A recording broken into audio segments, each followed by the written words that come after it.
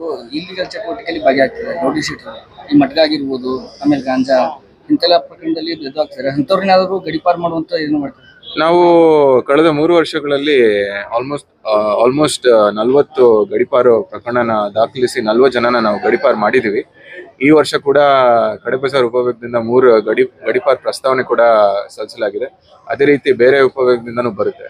So ಗಡಿಪಾರು ಮಾಡ್ಲಿಕ್ಕೆ ಕಾನೂನು ಅಡಿಯಲ್ಲಿ ಒಂದಷ್ಟು ಕಂಡೀಷನ್ಸ್ ಇದೆ. ಆ ಕಂಡೀಷನ್ಸ್ ನ ಫುಲ್ಫಿಲ್ ಮಾಡಿ ಕೋರ್ಟ್ ಹಿಯರಿಂಗ್ ತರ ಮಾಡ್ಬೇಕಾಗುತ್ತೆ.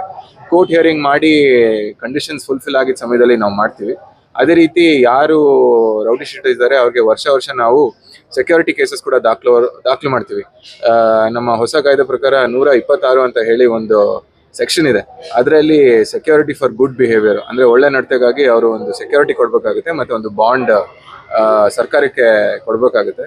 ಅದರಲ್ಲಿ ಒಂದು ಶ್ಯೂರಿಟಿ ಕೂಡ ಅವರು ಕೊಡ್ಬೇಕಾಗುತ್ತೆ.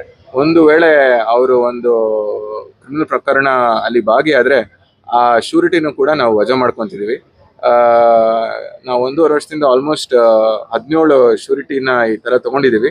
ಮತ್ತೆ 1,77,000 ರೂಪಾಯಿ ದಂಡ ಕೂಡ ಈ ಚಟುವಟಿಕೆ ಅಂದ್ರೆ ಯಾರು ರೌಡಿ ಶೀಟರ್ಸು ಮತ್ತೆ ಯಾವ್ದನ್ನ ಕ್ರಿಮಿನಲ್ ಪ್ರಕರಣದಲ್ಲಿ ಭಾಗಿಯಾಗಿದ್ದಾರೆ ಅವರಿಂದ ನಾವು ಸರ್ಕಾರಕ್ಕೆ ಈ ಹಣ ಕೂಡ ನಾವು ಜಮಾ ಮಾಡಿದೀವಿ.